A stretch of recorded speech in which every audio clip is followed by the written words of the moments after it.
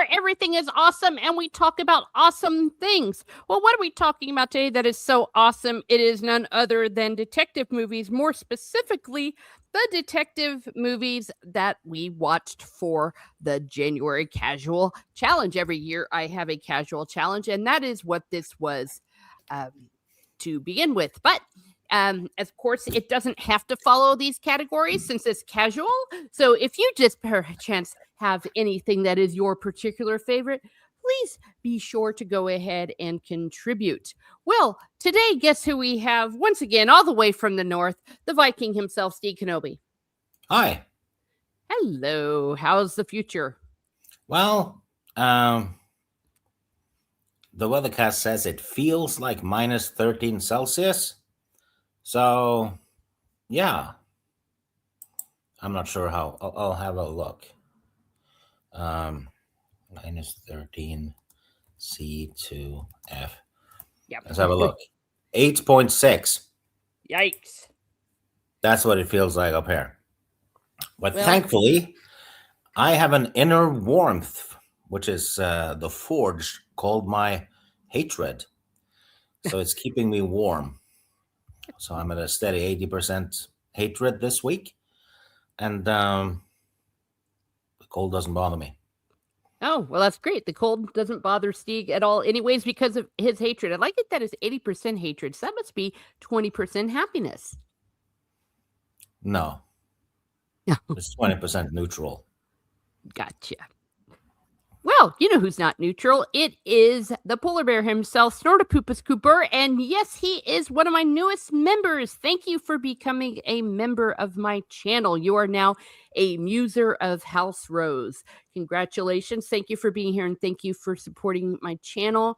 And also Sean Sue, thank you. He is also now a muser of House Rose. So muse away, good sirs, muse away with us today as we talk about this topic. We also have in the chat Tommy and the Guinea Pig Collective. Hello. I hope you are well. Everyone's saying hello to each other.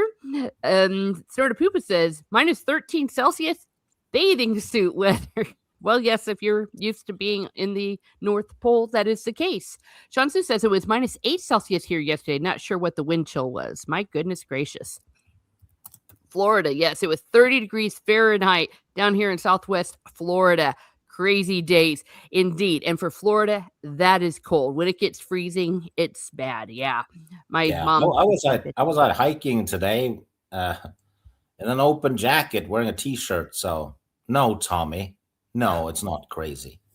Oh, well, okay then. Well, maybe it's part of your genetics that you don't have a problem with this kind of cold weather. You're like an animal that has that inner layer.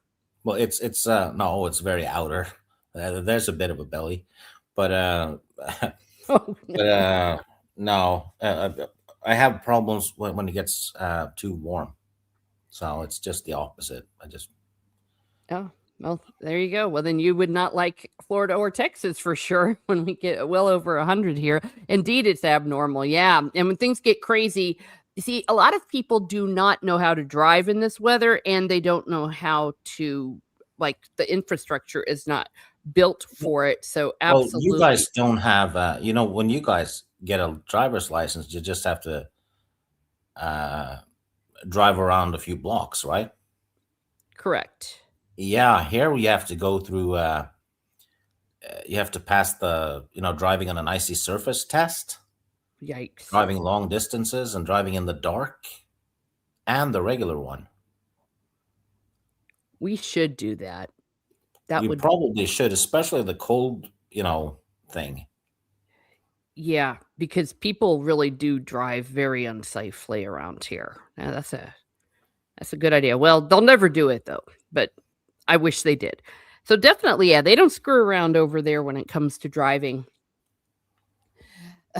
Laugh out loud, you're doing quite well. I thought you said dying quite well then. I need here. I'm putting on my reading glasses. The challenge this year, I do an annual January challenge, was detectives. And here we go. So you can see the categories. It was film noir, or right, sci-fi rather, film noir, comic character, a comic character. I should have made that clear, or a comic book character, comedy, Sherlock Holmes, Hercule Poirot, Miss Marple, Peter Sellers, animated, set before the 1900s. So we were able to get all of them. I believe that Steve got up to the full 10. I got up to the casual challenge aspect of it where I double dipped. See, you did 1, 2, 3, 4, 5, 6. You did all 10. Well done. Yeah, I took it seriously. Yeah. Well, thank you. I do appreciate that, but it is a casual one though. So it's casual. Yeah, I go all in. Yeah, because sometimes I think that these challenges can get a little too serious. I'm like, listen, it's supposed to be fun. But yes, you did it very well. I double dipped. But it's my challenge. I make the rules because I was ready to give you a dispensation on the Miss Marple. I was going to allow you to do a female detective because Miss Marple movies were hard for you to find over there.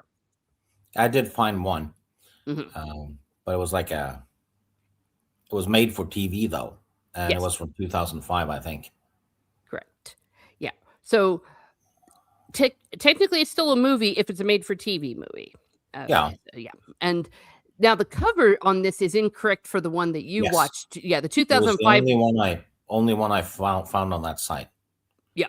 So it's the wrong Miss Marple on it. Yeah. And this is a Miss Marple that I like. The newer ones, they call it Marple because I guess it's Yes. sexist to say Miss because, Miss Marple because she's unmarried and a spinster. But that was okay to say back then. Nowadays, yeah, I'll Whoa. punch you in the face if you say that. They should make a parody and call it Markle, and have the leading lady just search for what's wrong with Prince Harry. Oh. Okay, Chantu says, I haven't seen Miss Marple or Batman Gotham by Gaslight, but the rest are great. Yes, indeed. I would recommend Gotham by Gaslight is great too. Mhm. I recommend it. Yes, I used that to cheat like you wouldn't believe it. I think I got about 3 of them with the Gotham by Gaslight. But the first one is sci-fi, and it's the same one that I used, which was Blade Runner. Tell us about Blade Runner, Steve. Well, it's a sci-fi noir detective thing set in the future. Mhm.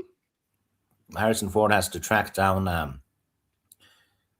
Well, it's 5 replicants that have escaped, but one got killed during the escape, so he has to track down 4 and retire them, which is the same as killing them. Replicants are artificially created humans. So they're human in every way, except some of them are a bit stronger and whatever. But they only live for 4 years. Mm. So it's a safety mechanism really put into them that they have short lifespans. So they've escaped, led by Rutger Hauer, who steals the show in this movie. And the plot deepens. It looks like, the replicants might have a good reason to do what they do. Yes. So kind of, raises a lot of questions. Would an artificial person have a soul? And whatever. Yeah. All kinds of stuff. And the ethical treatment of them, even if they aren't quote unquote fully human, is it okay to use them as slaves? Yeah, and that scene at the end with the dove, does it tell us that they did have a soul? Yes, indeed. Oh, look who we have here. I want to say hello to Maria. Hello, Unlocking Lore, giving us roses. Yes, hello. Oh, she's the one who unlocked the lure? I know, There was lure all over my floor that spilled out of the closet the other day. So I guess she was the one who did it. Yes, there we go. She unlocked it. Well done. And yes, please, everyone, do subscribe to everyone that you see here, and also definitely the members. I will be giving those shout outs later. Wait, what? Yeah, he's joking. It was the fact that you unlocked it, so it fell out and spelled out. Uh, sorry about that, I guess. Yeah, you should be sorry. I had to clean up for hours. But you, Teresa, watched Blade Runner in the best possible way, didn't you? I did indeed. It was so epic. I do this all the time. The symphony orchestras in major cities in the United States often have showings of these movies, or they even go on tour. And this one, I think, was one on tour where they show the movie on the big screen, and in the symphony hall, they actually have musicians playing the scores live. I've done it with Harry Potter. I'm gonna be doing it with Lord of the Rings soon, and then this one was for Blade Runner, and not only was it orchestra instruments, they also had this retro, two of them retro synthesizer sounding things to play Evangelise's score. So it was unbelievably amazing to see it like that for the first time. And of course, everyone was just going wild, cheering, and because everyone there was a fan. There were some people kind of dressed up in those kind of steampunky looking clothes, and everyone was my age or older. So Well, apparently, it is not steampunk. It is cyberpunk. oh, cyberpunk. Okay, I said Gotham steampunk. by Gaslight is a little bit steampunkish. Yes. Oh, I missed Biggles. Where? How did I miss Biggles? Oh, there he is. Hello, hello. Good to see you, good sir. Yes. So it's so amazing. If you don't like symphony orchestras, or if you think you don't, go see one of these where they do the movies, and you will gain an enormous appreciation for not just live music and live orchestra things, but also people that score movies because they really are on the whole time. And during the love scene, they even the saxophone guy, so he stands up and he's sitting there playing it. And they had live singers, and it was loads of fun. And the soundtrack was originally done by Vangelis, which Oh, is Vangelis. I said Vangelis. what? Yes, I said Vangelis. Vangelis. Okay. Yeah, actually it's Vangelis, but anyway. Neither. They also did the Conquest of Paradise soundtrack, didn't they? The Columbus movie. Mm-hmm. And Chariots of Fire. But Yeah. definitely when synthesizers were new, when they thought they were really awesome, they did that kind of music. So unlike some other movies, this fit though, because Yeah. it was future sci-fi, and they also had the stage where the musicians were lit up with like these neon kind of lights in the very 80s. It was really cool. Now, I did see part of it, or I tried to watch it when I was younger, but I didn't understand a damn thing. We're talking like when I was about 10. So yeah, no way. But this, oh, it was slow at first. I felt it was slow, Yeah. but Miss Flow. as you, but there was a rhythm to the slowness, if that makes sense. As you're gradually uncovering layer after layer, Harrison Ford is playing the detective in this one, and then the climax with Rutger Hauer. Oh man, I to me that was well, maybe a Yeah. lot of people think of that with Rutger Hauer if you're a woman, especially, but Yeah, and Harrison Ford rarely has an action movie or a thriller where he actually beats up the villain in a boss fight, kind of. mhm, It doesn't happen in Indiana Jones either, because the mm-mm. villains there die from their own mistakes. It's not Ah, from Indiana Jones beating them. true. So unlike Arnold and Stallone, who obliterates the enemies at the end, he doesn't. Yeah. Heck, in this one, he loses. Yes, and there is mercy shown. There was a lot of Christological imagery with Rutger Hauer's character. I forget the character's name in it, but everyone knows his soliloquy about tears in rain, and oh gosh, just grabbed your heart and tossed it out the window and stomped on it. I mean, oh my gosh. And so by the end, when they're kinda leaving in the elevator, I don't wanna give too much away if you haven't seen it. Yeah, we're gonna try not to really spoil too much of these because these are mysteries, but everyone just cheered. Everyone just cheered, and just good stuff. So I saw it in the best possible way. If it is on tour, so go ahead and see if you can find it on tour, if it comes Oh, here yet. did you know the Millennium Falcon is in there? I did not. No. Yeah, it's on a wall. That's cool. That's really cool. See if I So can find it. and there might be other sci-fi detective ones, but I don't know any off the top of my head. So, yeah, Steve. Oh, yeah, well, Blade Runner 2. Oh, well, true. Thank you. But yeah. Yeah. All right. So if anyone knows of any other sci-fi detectives that they want to talk about, go ahead and throw that in the chat. Now, the second one is film noir. And while Steve's finding what he's looking for, Yeah, I couldn't find well. Everybody Google it. You can probably find it. But we did different ones this time. For film noir, I chose The Maltese Falcon with Humphrey Bogart. And it was awesome. I mean, they had the hats, they had the cigarettes. I mean, smoke was flying everywhere. They had this, what I consider a stereotype, but I guess it was something new back then, newish, where they're sitting around going, yeah, I'm here in my office, and this dame comes in, and they call words like birds and dame and sexism, femme fatale, with an unbelievably satisfying ending. It's a classic, and now I know why. So I loved it. I had never seen it before, so I was glad to do that. And of course, never underestimate black and white movies. They're damn good. Yep. So there we go.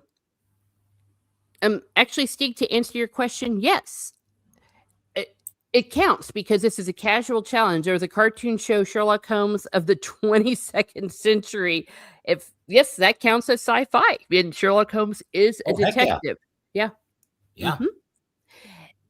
We're going to see that there's lots of creativity people make with that, especially with Jack the Ripper. There is actually a TV movie about Jack the Ripper starring Christopher Plummer as Sherlock Holmes investigating Jack the Ripper. So go for it. Sean Sue says another thing in that movie is a copy of Omni magazine. We're talking about Blade Runner with the cover article titled "Do Android Dreams of Electric Sheep?" Yes, which is what the movie is based on, the book, but it's too fast to see at normal speed. Okay, it was a blast. Yeah. Okay, well, that's cool. Sort of Poopus is just making some commentary.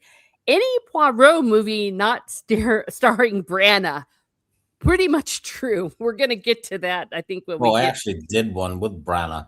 So it's simply because I just wanted to see. I'd seen that one before, but I had rewatched the other ones quite a bit. So I was like, just going to do the new one just for variety. The first one isn't bad, but the one from the 70s is better, isn't it? Yes. Well, like I said, we will get there, but the worst part of the Murder on the Orient Express was, I think, the one you chose with Branagh is Branagh. He's just miscast. And of course, yeah. Oh, look who it is. It's anti-derivative Jill. Thank you for being here, listening while driving. Hey, all. Well, hey, all to you. Yes, please, everyone, subscribe. Subscribe early and often. And of course, any classic Pink Panther movie, indeed. Inspector, it counts. Yeah. Animation. Mm-hmm. Yeah. Heck yes. Well, there's live action ones with those Inspector Gadget as well. Mm-hmm. Starring Matthew Broderick. Yep. this is a casual challenge. So, any ways you can make these fit, you may go ahead and do so, good sir, because you're going to see how I pull some things seriously out of my butt. But someone who does not have something coming out of his butt, it is Steeg. Let's see, what did you choose for the film noir? Chinatown. As we can see here. Yeah. Tell us about it. Absolutely a classic. Jack Nicholson plays a private detective. Has to go and investigates, I guess, something to do with something's off about the water supply and stuff in LA, and gets entangled with Faye Dunaway, and her husband is involved with this, and then the story takes a twist and a turn, and it has a damn dark ending.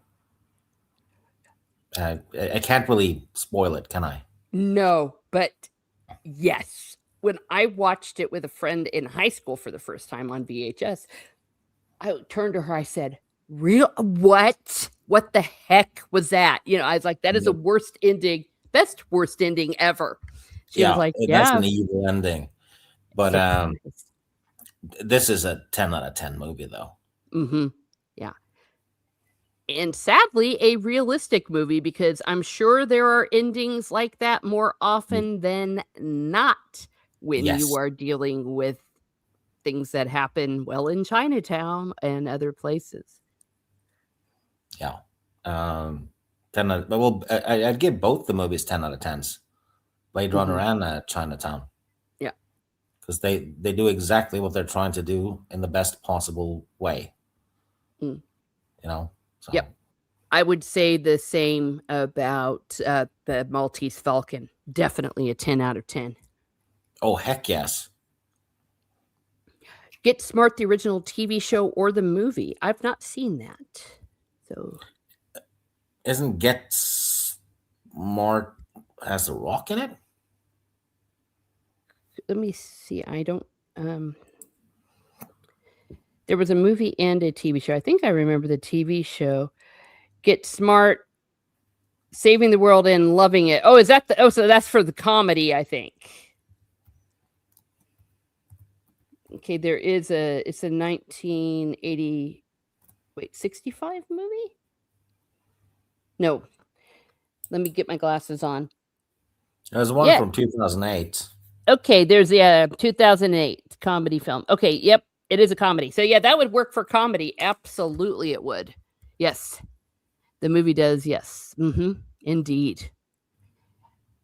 Alrighty, so 2 thumbs up for Chinatown. Excellent performances from Jack Nicholson and Faye Dunaway. Yeah, and makes you wonder about the director. Yes. Was it a happy ending for him, perhaps? Oh, yes, because we all know about Hollyweird.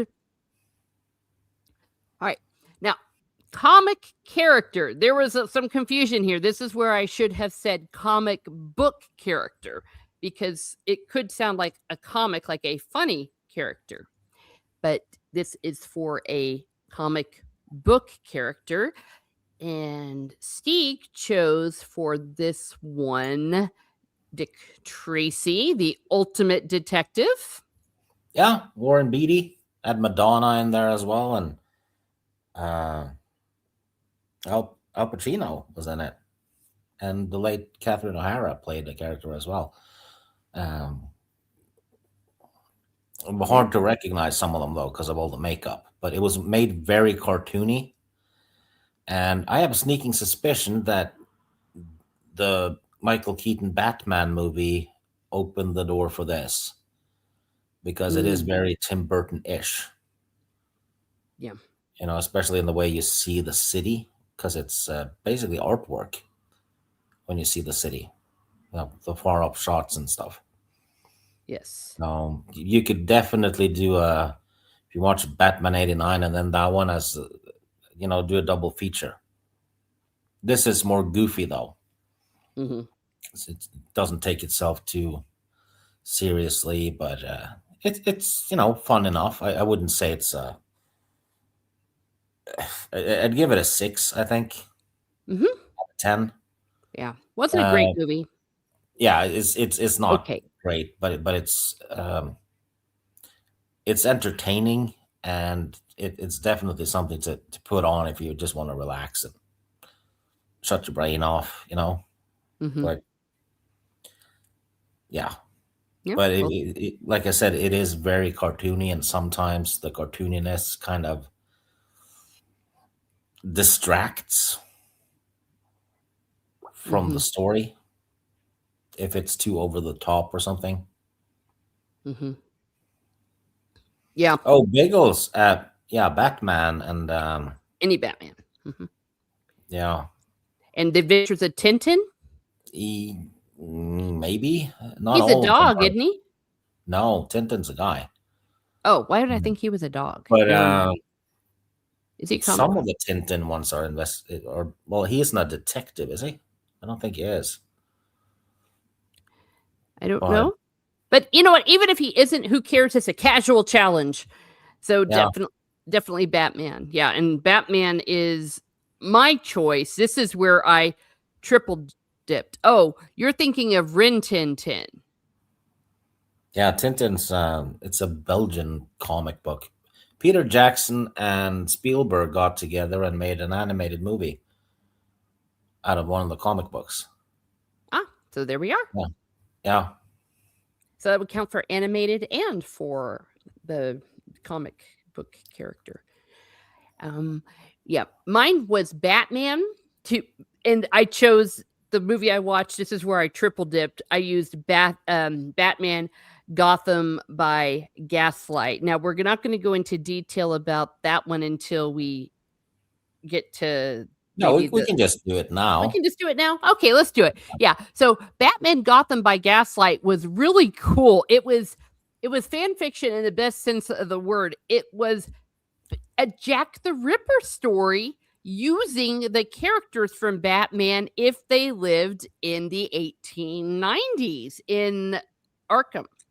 It was clever as hell. Selena Kyle was one of the chicks in it, and it was straight out of Batman characters. We had the Commissioner, we had Harvey, what's his name? Two Yeah, Face. Dent and oh, Pamela Isley was one of the victims that got listed up in the court, and I'm like, yeah, that's Poison Ivy. So Yep. the Ripper got her. And the Ripper got her at the very beginning. That was one of the first victims. And who is the Ripper? Well, he solves who the Ripper is, but we're not going to give that away. But if you like Batman and if you like Jack the Ripper, it's really fun. You Really, know, really fun. the aesthetics in it is good. There's nothing bad about this movie. I'd give it an 8. Hmm. Yeah. You know, and it's not too long. It's an hour and 20 or something. Yeah. You can do it easily So in one those, sitting. DC has been doing pretty.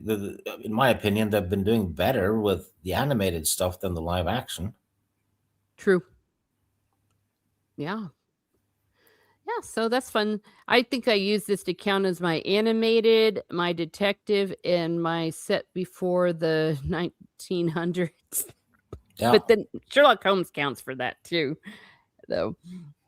yeah. It's I remember I'd watched this one once before, and I remember liking it, but then I watched it again. I liked it even more.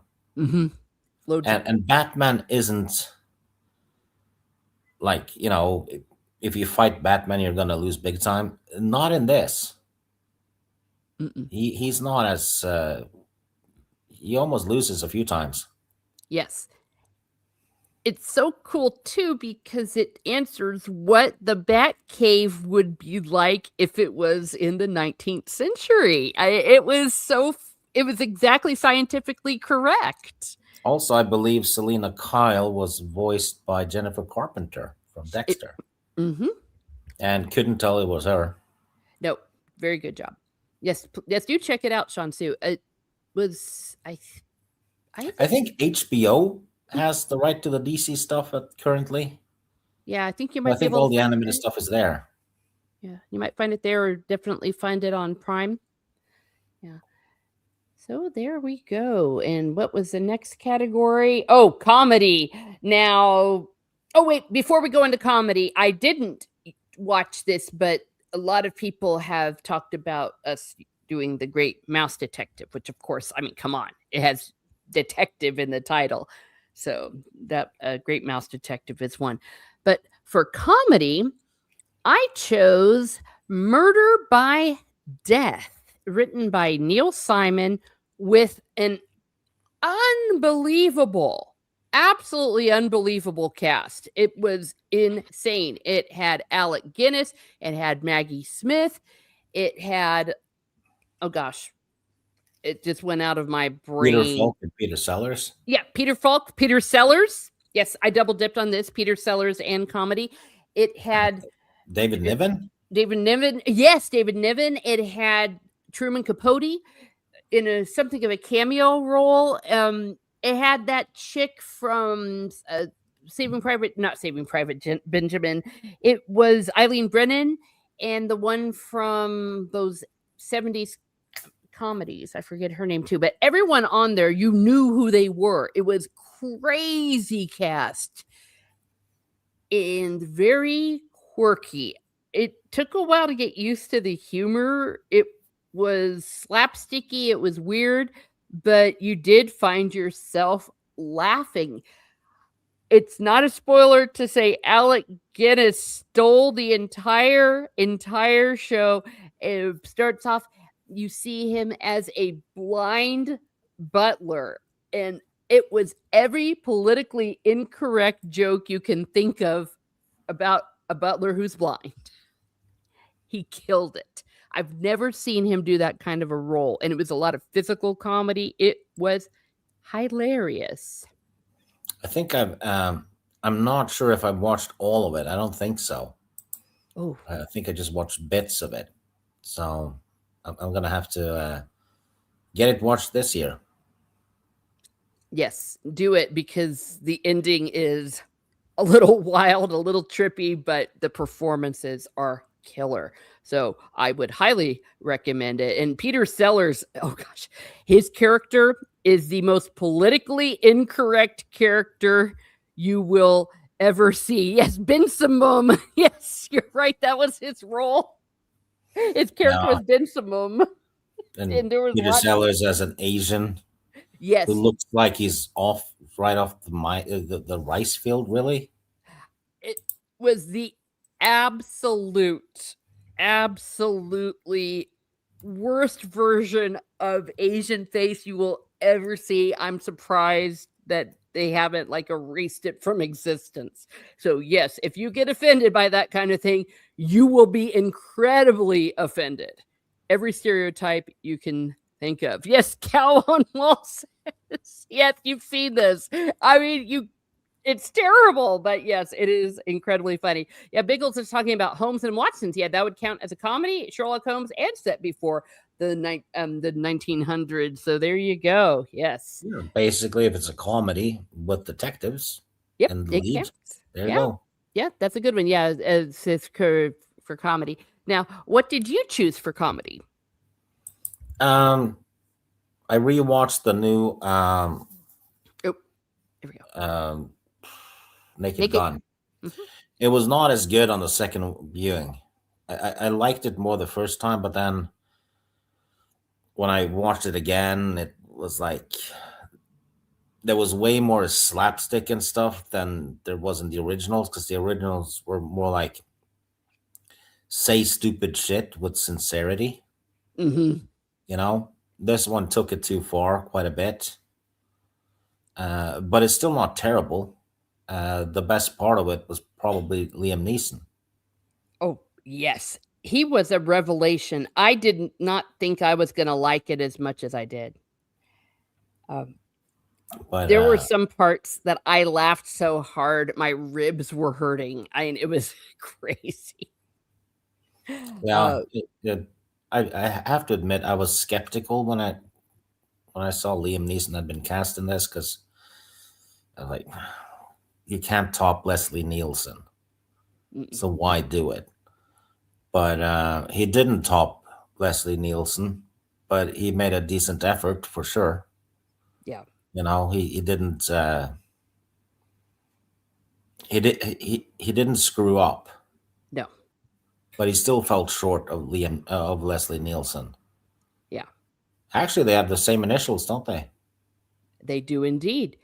Another positive about this movie, it was only 80 minutes, which Yeah, was great because I don't think I could have handled more than 80 minutes because it does get to be a bit too much, very yeah. busy. Movies like that tend to they if they're too long, they're noise. Hmm. Yeah, but definitely 5 solid places in that movie. I laughed very hard. So, yes, it will cure what ails you. So, the Naked Gun. And the next category. Yay! Everyone's been wanting it. Here you go, Biggles. This is your category. All of your movies have been Sherlock Holmes. It is Sherlock Holmes. Which one did you choose, Steek? Um, well, the one with Robert Downey Jr. and Jude Law. Mm-hmm. It's excellent, but it is different. It is a different Sherlock Holmes. They do a little bit more action in this than just brain power. Ah, They yeah. even have a move where they combine to knock out thugs and stuff. Where Watson will choke the guy from behind, while uh, Sherlock will pinch the guy's mouth and nose shut. They do that several times. Oh my gosh. It's a yeah, they knock them out like that. Oof. Yeah, but and Sherlock Holmes can fight in this because he gets analytical about where to punch people. You punch there, you'll break a rib. Punch there, and then basically punch the jaw, and if you because that'll weaken the jaw, and then if you punch him harder on the other side of the jaw, it'll break it. Oh. So he basically analyzes where to punch people for a while, and then he actually does it, and you see it in fast motion. Is vicious. Yeah. I have not seen this one because I saw the preview and I remember thinking, oh, really? It looked kind of silly, but Um, mm, it's not necessarily silly, yeah. actually. It is a serious movie, but it's not your regular Sherlock Holmes. But I thought it was good. I'd give it an 8. Hmm. Okay. Well, I might be watching because I got the bug. I got the bug watching my Sherlock Holmes and Biggles. I missed your comment a second ago. I will get to that in a second because I think that that's a good one too for the comedy. But people in the chat, let's see. Jeremy Brett was the best Holmes in my humble opinion, says Snortopupus Cooper. Is that the one that was from the 80s, late 70s, early 80s? I'm trying to envision that one. I think Peter Cushing has played him too, and I think also Christopher Lee at one point. I think it was a TV movie, Yeah. Let's but see. I Oh, don't yes, know who. it is. Yes, it is. That's the one that was on. I can get it on BritBox. I I think if I had to pick a favorite, probably Basil Rathbone. Yep. Speaking of which, that is Fonsu's one. Mm-hmm. Yeah, the only one who's done a terrible job is Will Ferrell. Yeah. Well, that movie was not. I think it's supposed to be No, very. but it just failed it failed everywhere. Mm, yeah, it wasn't even funny. Yeah, I remember that. I agree with Steve. Yeah, Sean Sue agrees with you there, good sir. Yeah. Yeah.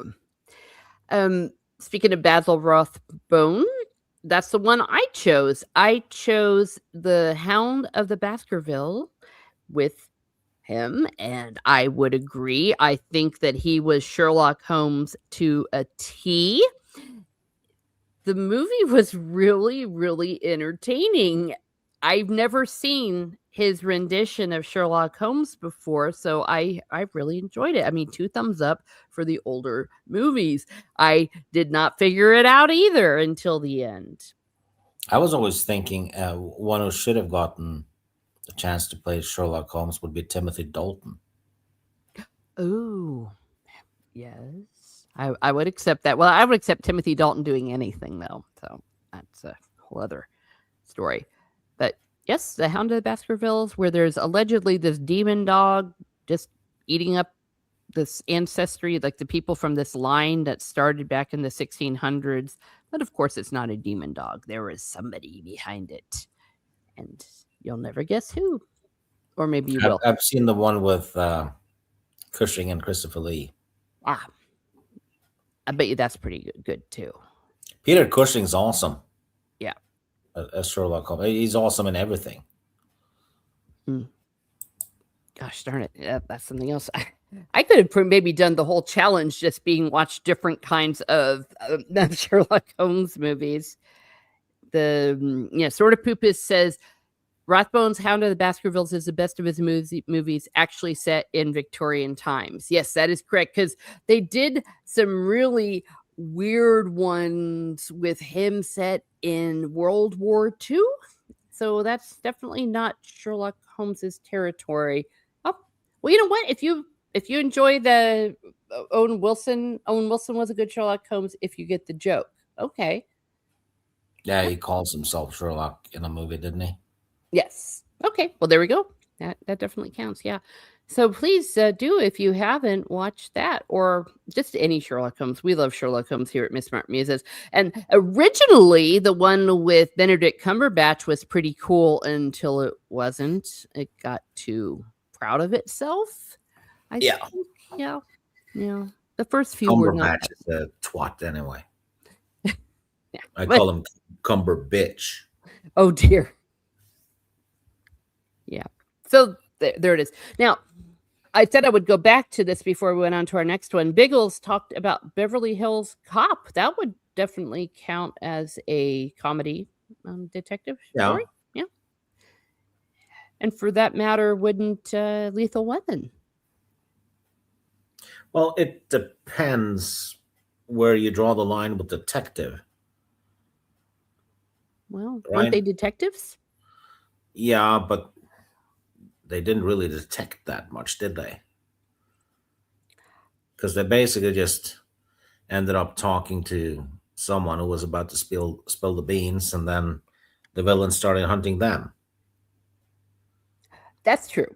So it's not like they're, unraveling a deep plot with. They basically, pester the villains until the villains start shooting at them, and then they shoot them. True. Yeah. However, from a certain point of view, and if you're going strictly by the letter of the law, it does say detective movies. So Axel Foley actually investigates and uncovers things all the way till the end. Okay, then. So basically, detective versus cop, in a way. True. Yes. Because even Cobra is a detective, but you wouldn't call Cobra a detective movie, would you?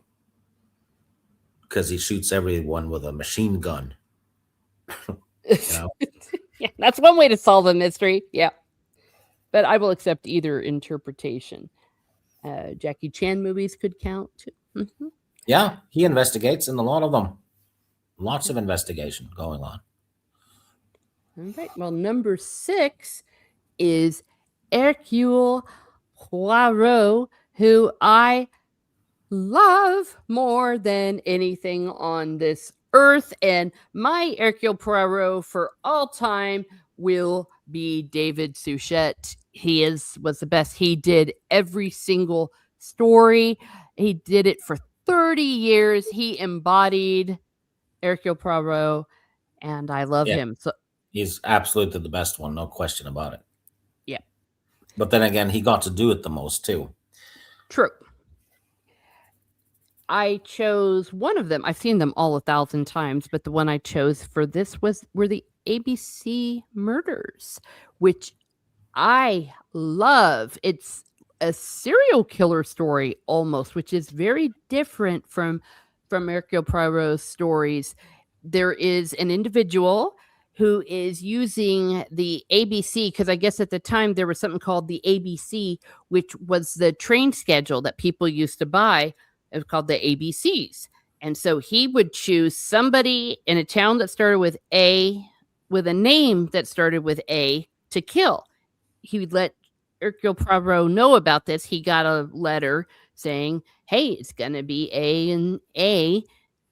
And then it was B and B, and he would choose a town B, and then C and C, and so forth. You Hercule know what would Poirot, have been he just happened. hysterical Oh no. if the murderer was dyslexic. That would have messed everything. Yeah, Poirot wouldn't have finished. Figured it out. He goes from A to Y Yeah. and then to S. Well, happily, the person was not dyslexic. I don't want to give it away, but if you want to see one that people don't always talk about, where when you have something like Murder on the Orient Express, the ending is so famous. Everyone knows the ending, even if they've never seen the movie or read the book. But in this one, it's a little more off the beaten path, and it's fantastic. And it's a story where he works with Captain Hastings, who I love as well. So there we are. That was my Hercule Poirot. And what was your Hercule Poirot, Steve? I did the new Murder on the Orient Express with Kenneth Branagh. Basically, I wanted to rewatch it, simple as that, because I've seen a lot of the other ones several times. So just okay, I'll go with the new version. I don't hate this one. I haven't seen the next two that Branagh did. I've heard they're worse. Horrible. Yeah, but this one I didn't hate. It was it was fine. Best scene though is when Poirot steps in dog shit, and his OCD causes him to step in the shit with the other shoe for symmetry. That would be in keeping with it, wouldn't it? Yeah, it's a brilliant scene. It's like, yeah, there's shit in my shoe. Need to fix it. So he steps in it with the other shoe to make it match. Yeah. I saw Derek Jacobi talk about that on YouTube. He lost his damn mind. He was laughing. He got a sick fit. Couldn't stop. It was weird. Talking about the shit shoe. Damn. But superb cast though. Johnny Depp is in it. Michelle Pfeiffer is in it. Judi Dench. Derek Jacobi. Isn't Daisy Ridley in it? Yes, Daisy Ridley is in it, and Penelope Cruz. Ridley does a really good job in it. Yeah. As long as she doesn't play, Ray the identity thief, then she's actually good. Also shows that she can be very pretty when they put her in pretty clothes and pretty makeup. Yep. Yeah. I've mentioned that the ending is incredibly famous, that everyone knows it, though it did occur to me that maybe everyone doesn't, and maybe everyone listening does not. So if you do not know the ending, we're not going to spoil it, but it is a fantastic, justifiable, masterful ending, so much that many people have tried to imitate it and not even come close. Phil Praise for Youth Metal is here, and he is talking about Death on the Nile. Yes, mostly Brit set in Egypt. Yes, that is what it is. Death on the Nile. On the Nile. Was it the old one, the David Suchet one, or the Hercule Poirot one? He says it was an old movie, so that probably not, because the one that they did, oh my gosh, the one they did with Kenneth Branagh was horrendous. Oof. Yeah, it was terrible. And the third one, which was based on the Halloween Party, it was only based on Agatha Christie and name only. The the one Phil says he's watched, that's the one I've seen too. Mm-hmm. With Ustinov? Yeah, I think it was Peter Ustinov. Yeah, for Death on the Nile. That's a very good one. That has Bette Davis in it. Yeah, That yeah. It also was. has a cool ending. I don't remember the ending. Ooh. Damn it. I need to rewatch it then. Yep. But I do remember really enjoying it. Mm-hmm. Yeah, Peter Ustinov and David Niven. That's right. He's the sidekick in it. Watch that version, Stieg. I think you'll like that. The David Suchet one is good, but the Ustinov one is really good as well. It has, oh my Well, gosh, that's probably the one I watched then. yeah, it has the chick. Gosh darn it, the chick that was married to Woody Allen, Rosemary's Baby Lady. The name went out of my head. My brain Oh cells aren't yeah. working. Shit. It What's her does name? have Maggie Smith, doesn't it? I forgot. Oh yes, yes it did. Mm-hmm. It's unlike Rosemary's Baby. I'm gonna feel really stupid when I don't remember it. But yes, lots of very, very good casts in it. Mia Farrow, thank you. Thank you. That was going to drive me crazy. Yes. So watch anything Hercule Poirot except for the Kenneth Branagh ones, or watch the other ones before you see the Kenneth Branagh one. I do recall when I watched it in the cinema that the one with Kenneth Branagh, the Murder on the Orient Express, was definitely the best of the ones that they have done. That's before they go completely bonkers. Heck, they even got Sean Connery to play a side character in it. You know? We love Sean Connery here at Miss Martin Muses. May he rest in peace.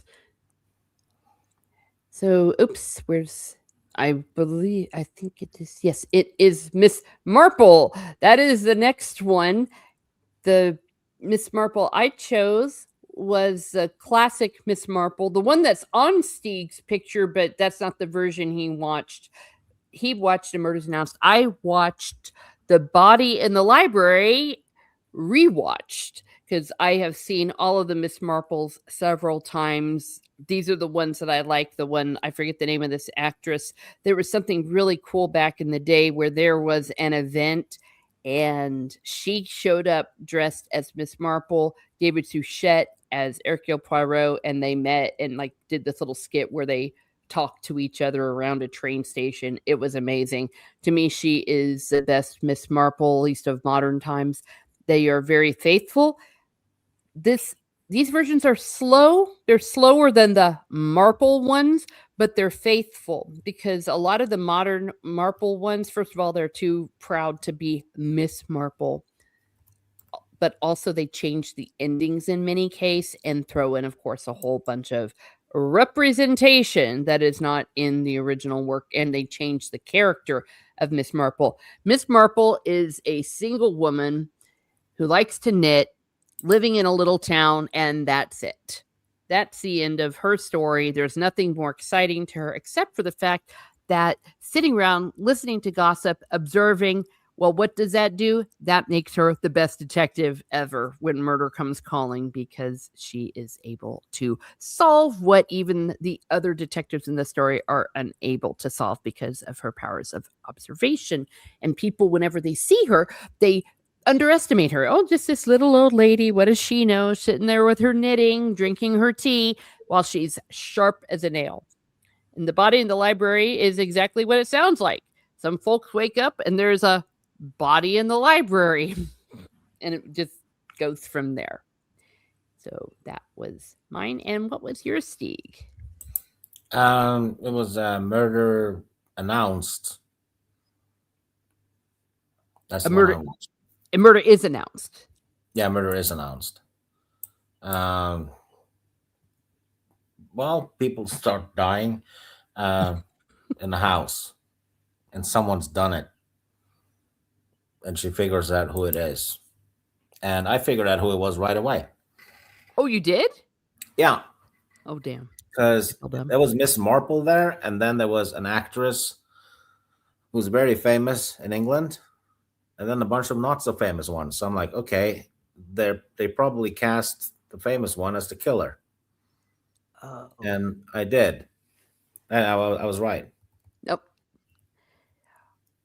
Well, that's the answer to that. But this was the Marple version, even though the one that you had the different cover.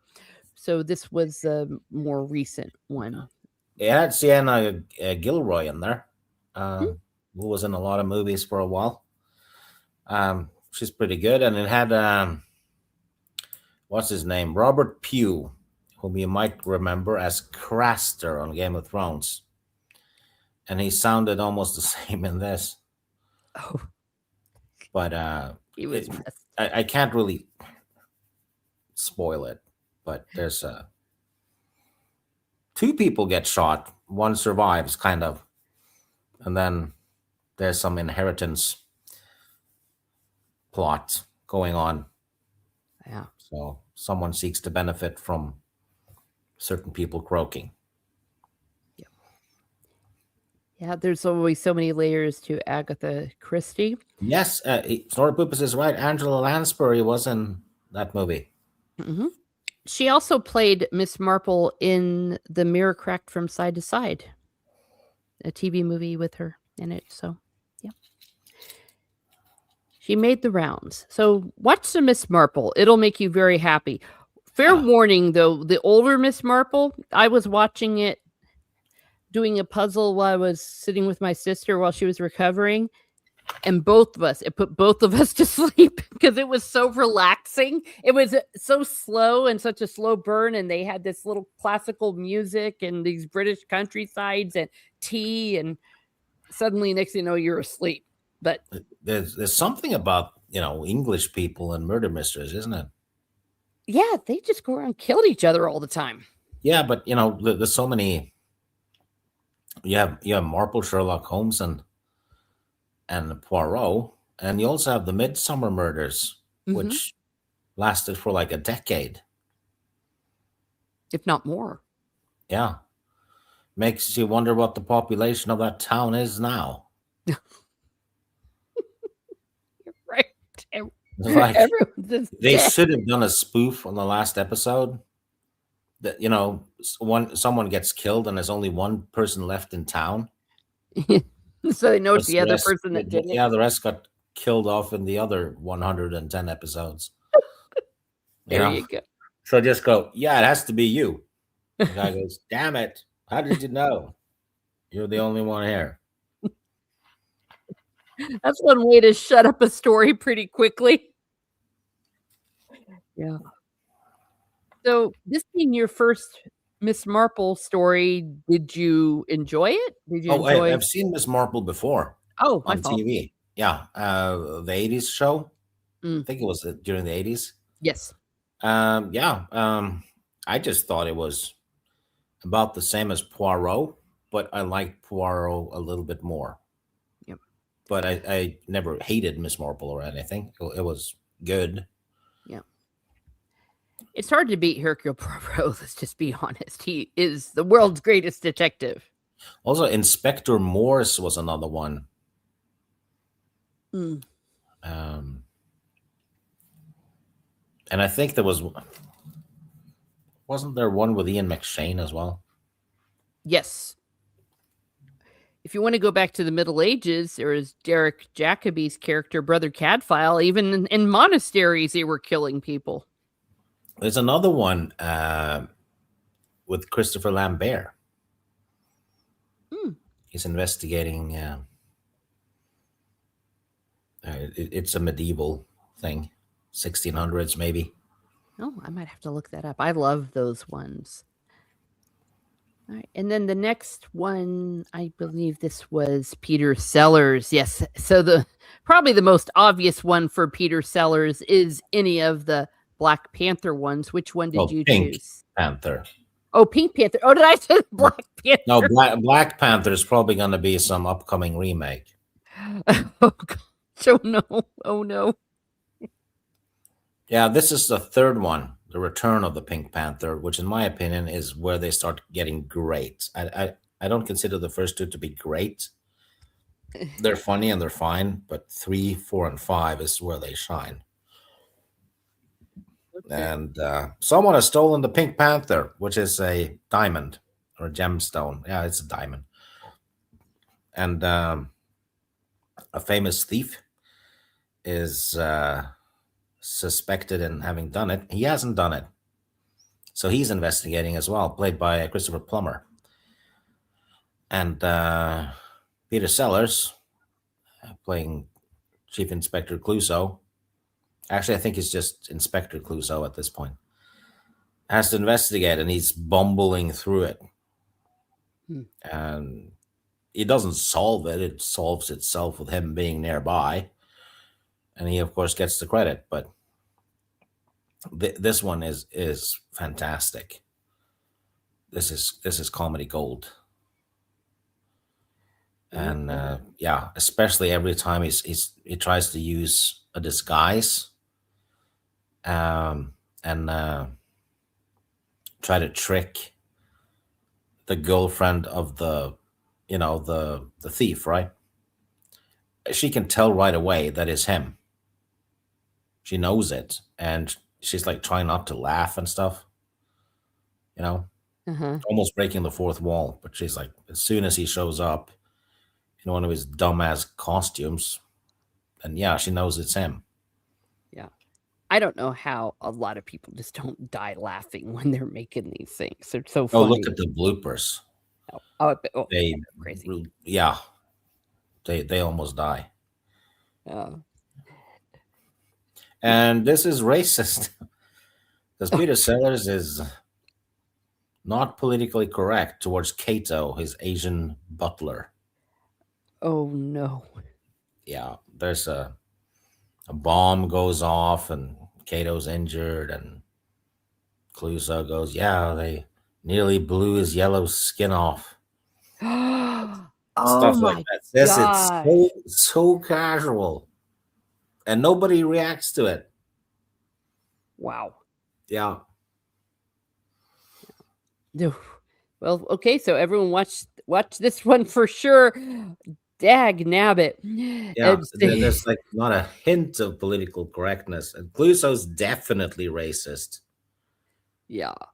Oh my gosh, that's terrible. Well, speaking of racism, Inspector Dreyfus, played by Herbert Loom, is also fantastic. And every time Clouseau's near him, he suffers some kind of injury that causes pain. So it's driving him to insanity. Oh. He'll, close the drawer while his fingers are still in the gap, or any kind, spill hot coffee on him. Like, yeah. Yep. Here we go. Always gets some kind of pain whenever that guy's in his office. He's like, leave me alone, go away. Yeah. I think you had me watch that one for comedies. Oh, no, not comedy. I forget which challenge it was. Or maybe you just made me watch it. Well, did you watch this one? I think so. Was it where the guy ended up in the pool and... Yeah, he basically drove a little car into the pool, and then later on, as they're hoisting the first car out, he drives another one in there. Oh, gee, yeah. In the hotel situation where the guy steals all the clothes because he thinks he's a bellhop or something. It's lots of really silly things like that. Yeah. Yeah. Very, very much like Naked Gun, really. Yeah. Same type of humor. Sword Poopus Gruber says cuts his thumb off with a cigar cutter made like a miniature kid. Yes. Yeah. Oh, damn. Yes. Oh, hello, Black-Pilled Timon. From Hell with Johnny Depp and Sir Ian Holmes is a great detective movie. Oh, yeah, that would count. Absolutely. Oh, heck yes. Absolutely. And set before Jack the 1900. Jack the Ripper. Great to see you there. Sort of Poopus is killing it here. I love Midsummer Murders. That county has a higher murder rate than Greater London.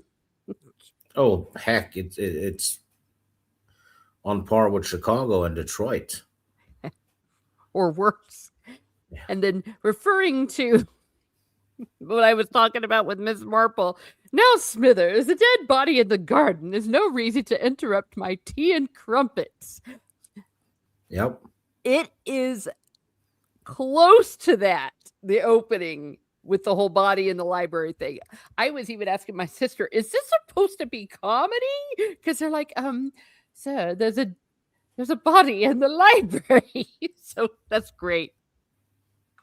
Yes. Now, I've already talked about my Peter Sellers. It was death by murder or murder by death with more racism, with him playing Asian face with the most stereotypical Asian thing going on China that you would ever see in your Well, life.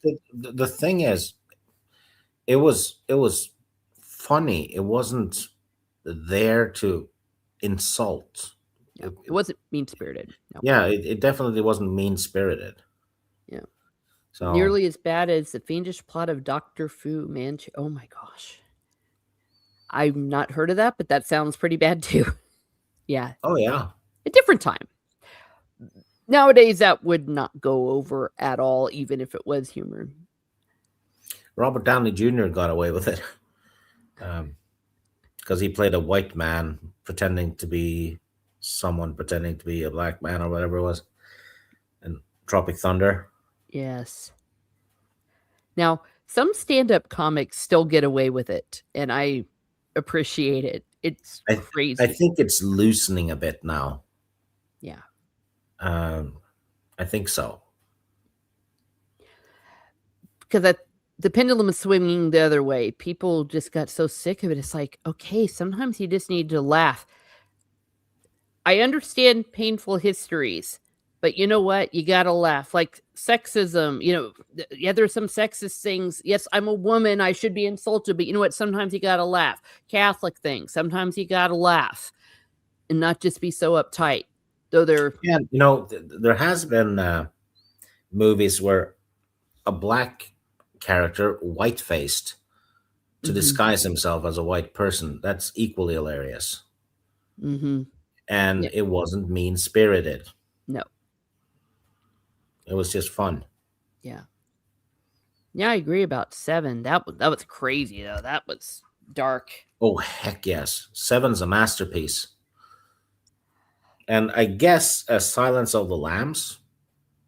Yeah. Oh gosh, that's a good one too. Oh yeah, White Chicks. Well, Sanford and Son, the actor just recently passed away. The younger actor did. That was a lot of jokes, like those things from the 70s, All in the Family. Yeah. Blazing Saddles, that kind of humor. Yeah. All right, so that's Peter Sellers. And what was the next one? It's the animated one. Animated. You can literally see them on the screen. They're in order. That is true. You did do it in order. Yes. I'm very slow. Well, Batman. You chose Batman for yours. Gotham by Gaslight. I chose Batman Gotham by Gaslight for 3, at least, maybe 4 categories. We've talked about it. If you like Jack the Ripper, if you like Batman and want to see a little bit of a twist on it, it's really, really well done. Yeah. Really enjoyed it. I also mentioned The Great Mouse Detective. Some people have brought that up, and Inspector Gadgets, but it had to be a movie though, so I don't think they did an animated movie of him. Maybe not. But either way, if that's what you enjoy, go ahead and do that. And there's part of me hoping that if you did not maybe necessarily participate in this during January, there's no law against just going and watching a lot of these now. What I like doing with this is that people can come to these streams and maybe see some movies they've never heard of and think, hey, maybe I want to watch that. That would be really good. Yeah. Well, there's still my before 1900 thing. Oh, yep. We're going to get there in a second. Sellers' character murder by death. Sidney Wang was a send-up. Charlie Chan, who is always played by a Western actor in yellow face. Oh. Yeah, The Fugitive. I surprises me I didn't. I'd say no, because he's not a detective. He's a doctor. Yeah. And But it is an investigation movie. Yeah. So I would still give that because this is a casual challenge. And but the Tommy Lee Jones was a marshal. Yeah, I should have had an action category. I don't know why I didn't think about that, but there's so much overlap. Yep, it may fit. And either way, just go for it because if that's what you want to watch, I want to Well, watch heck, that one again. in a sense, since the Jedi are investigators as well, Star Wars Episode 2. Huh? He's investigating the attempted murder on the senator and then starts investigating the strange clone stuff because he uses the clue, the dart that Jango Fett uses. So Kenobi actually does a detective story in that movie. So yeah, Attack And of the the Clones. Jedi are official investigators, making him a detective. We are. And since in that world they didn't necessarily have detectives, well, there you have it. Though in the Yeah. EU, I think they did with the Coruscant Knights. I think that character might have been a detective, but doesn't matter. Yeah. And it wasn't Corin Horn a detective? Was it His father was. I don't. Corsac? Was that it? Yes. Okay, but still, it stands. It stands. Attack of the Clone counts. I declare it so. I give Yeah. executive orders here on Miss Martin Muses. And last but certainly not least, for the set before the 1900s, Steve chose Sleepy Hollow. Yeah. I watched that one once or twice per year. I think it's an awesome movie. But yeah, Johnny Depp playing Ichabod Crane sent to the town of Sleepy Hollow to investigate. Mm. He's sent by a magistrate as well, I believe, to investigate deaths in Sleepy Hollow. Takes a supernatural twist. Or rather, there is a supernatural twist to it. But amazing cast. Johnny Depp, Christina Ricci, Christopher Lee at the beginning. Ian McDermott's in it. Ray Park does the action scenes for the Horsemen, so that means 3 out of 4 Sith Lords are in it. And yeah, the guy from Starship Troopers, Casper Van Dien, is in it. Miranda Richardson and Michael Gough, known for playing Alfred in a few Batman movies. Yeah. So yeah, really awesome cast, awesome atmosphere. Yeah, I'm not giving it a 10 though, more like a 9, but it's so rewatchable and it's not that long. Mm-hmm. But there is a twist, and again, it has to do with some kind of inheritance, right? It does. And Christopher Walken playing the Horseman when he has a head.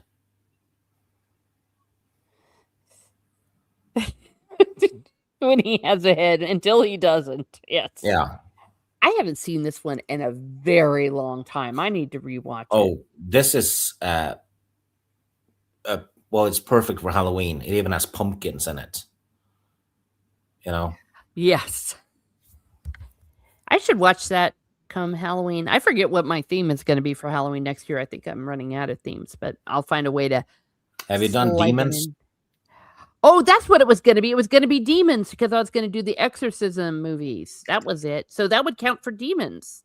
Or you could also do creature flicks. Yeah. Sorry. The Blob and whatever. Yeah, you're right. It was demons that I had chosen because no one likes. Yeah, that was my challenge. Good variety on it, really. Yeah,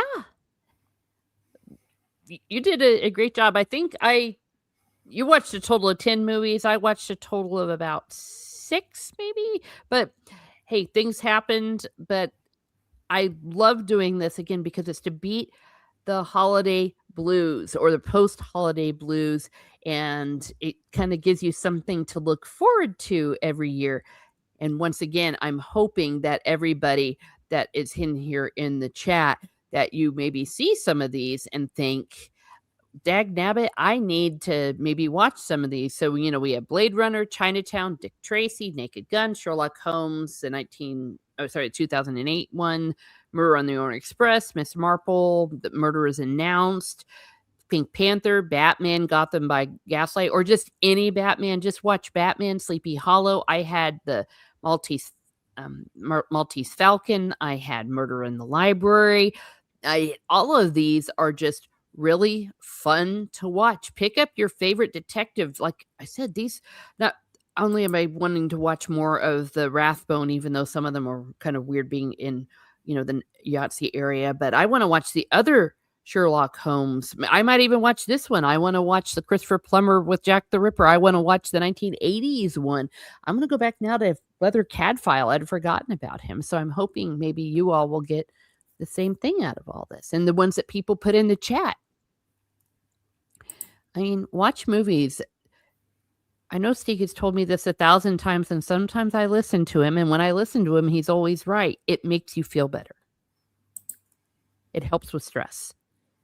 Go to another world. Screw this world. All right? It's... Heck, comedies and silly creature flicks and action movies are actually even better than watching something big and epic. Mm-hmm. If you want to stress down. Yeah. I forgot holiday blues were a thing you could work with to avoid and ate pumpkin spice pancakes. Well, that can help the holiday blues too, or the post-holiday blues. But yes, Steve is right. Well, I think what really helped a lot of people was the re-release of The Lord of the Rings in the cinema. I know a lot of people went to see it. I didn't, because I've seen it in the cinema several times. Yeah, I'm actually getting fed up with them.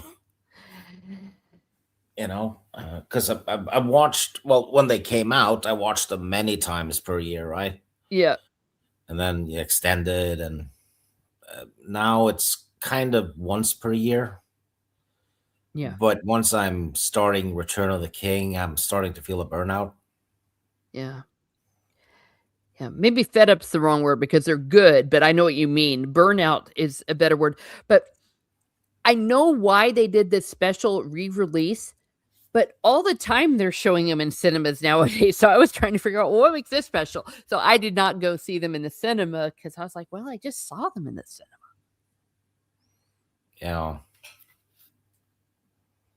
Snortapoopas Cooper says, was the Plumber version the one that had a member of the royal family identified as the Ripper? Could be. I haven't seen it yet. So. I thought that isn't that From Hell? From Hell. No. No, because that's the Doctor, isn't it? Correct. Yeah. Though we don't want to spoil the endings here. It did use that royal conspiracy, but there is a huge hole in that theory about it being a member of the royal family, or rather associated with the royal family, that they had to hide because he secretly married a Catholic, and then that'll change everything. They forget about the letters patent and the decrees, in the Glorious Revolution. Even if he had a child, all that would do would be to disqualify the child from the throne. Even today, you will be disqualified the throne if you're Catholic for a minute. That's what they say. So that whole theory just goes out the window. It wouldn't mean anything. It would just mean that the kid would not be able to inherit the throne, and it would go to the next Protestant. So From Hell, you suck. That plot fell apart. I still think that the solution for Jack the Ripper is, dude was hanging out saying, yeah, I'm the coolest killer ever. And then London rain happened and he got a chill and he died of pneumonia a week later. That's the end of that. Oh boy. Well, it's okay. You can't spoil something that came out 30 years later, because I am planning to watch this. That I'm fine if that was the solution. I still think to a certain degree that solution is any solution that has somebody super famous doing it, I don't buy as far as real life goes. Now in fiction, okay, it can be interesting in fiction. But I just want to see Christopher Plummer being Sherlock Holmes because I love Christopher Plummer. If the guy didn't get pneumonia from London rain, he also, if he was a butcher, he could have like cut himself. And it's like, dang, I cut myself. And because everything got infected, then it turned into gangrene and he died. End of story. A very interesting Jack the Ripper, if you all want to do again this Jack the Ripper thing, is there was a modern day show called Whitechapel, which is where the murders were set, where there is a Jack the Ripper copycat and they have to try to catch him. That's fun. I would highly recommend that. Oh, Sort of Poop is saying another Holmes movie, The 7% Solution. Okay. Yeah, any Holmes. I'm planning to go into my BritBox. You guys are making me want to go into BritBox because there are so many different detectives. If I had decided to do the instead of Miss Marple and done a female detective, which I probably might have done if I would do this again, the Miss Fisher mysteries. My dad and I like to watch those. Those are good. Lots of good female-based detectives, like set in the 20s, 30s. Fun times. Alrighty. Well, we've been going for nearly an hour and a half. I want to thank everyone that has been here. I just 2 thumbs up to the chat, of course, being 1,000% of participation and really, really good suggestions that are going to have me watching TV probably all through February because Valentine's Day sucks. It's a marketing thing to try to get people fat by eating too much chocolate. Even people that are romantic don't like Valentine's Day. As a kid, I read a lot of Nancy Drew and Hardy Boys books. Hell yes, I did. I loved Nancy Drew. I didn't read a lot of Hardy Boys because, girls read Hardy, rather Nancy Drew. I still have some of my dad's Hardy Boys books from when he was a kid. Yeah.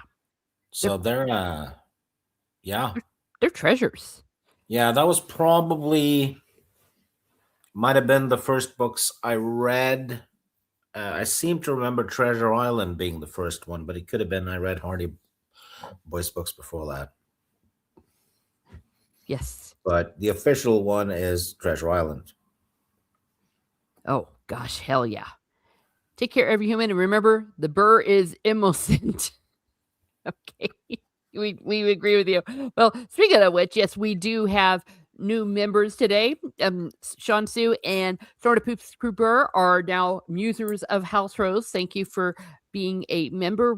Also, other members are Salty Traveling Sea, Prophet of the Dragon, and Deeple 101. There's your shout out. So please go and subscribe to all of them. I want to thank everyone that's been here. We had Tommy and the Guinea Pig Collective, Biggles Mets, Anti-Derivative Jill, Corey Cochran, Phil Prays for You with Metal, and everyone that has been lurking and coming in. Black Pill Timon, he was here. So I want to thank you for being here. Thank you for participating. And Steve, you got something coming up? Next week, top 10 2007 movies, or no, 2008 or 2007, I think it is. Top 10 favorite 2007 movies on Morris Channel.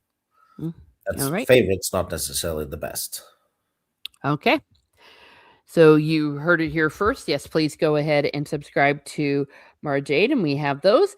Steek and I, we are going to be doing our Cowboy Campfire probably sometime next week. The movie is A Fistful of Dollars. And so that's going to be it. And then Steeg is going to choose the next movie for us to watch, which we will do probably in March. Wait, I already have that one here. I also have coming up on Thursday night, continuing with my Winter's Heart review for The Wheel of Time. I know that it's been taking forever, but the person that was reading them with me, he got slowed down. But we are going to do Winter's Heart, and then we got to wait for him to catch up. If you were interested in casting The Wheel of Time, me and Prophet of the Dragon did do our dream cast where we cast The Wheel of Time as opposed to Amazon, who got it completely wrong. I got some pushback. Some trolls showed up, and in my comments, it's just funny because they're like, these people were like 20 years ago and blah, blah, blah, blah, blah. And it's like, oh, come on.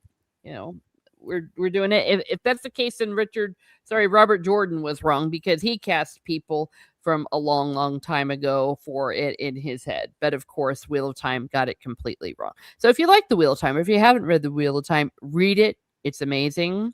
Also, I've been reading through the Wuthering Heights. I'm going to begin that. Probably I'll be streaming that sometime this week, maybe tomorrow, maybe the day after. There's going to be a terrible movie coming out on February 14th. They think it's romantic. It's not a love story. I finished reading The Hedge Knight, so if you want to read that or follow along, I have that going, and I will be continuing with Harry Potter. So, with that in mind, again, thank you everyone for being here. Have a great day. Have a great day, and be certain to watch and enjoy great detective stories.